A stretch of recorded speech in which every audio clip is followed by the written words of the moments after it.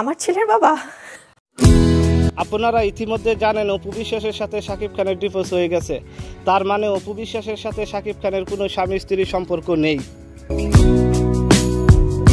অপরদিকে বুবলি এবং শাকিব খানের বিয়ে এবং ডিভোর্স নিয়ে রয়েছে বিতর্ক।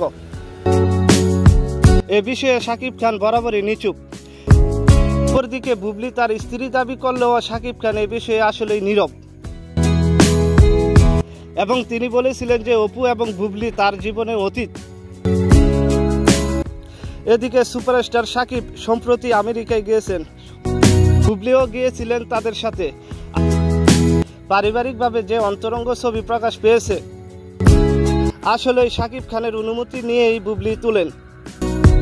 শাকিব খান এমন কিছু করবে না যেগুলো আসলেই তার ক্যারিয়ারের জন্য হুমকি হয়ে দাঁড়াবে অথবা তাকে ব্ল্যাকমেইল করে এই ছবিগুলো তুলেছে।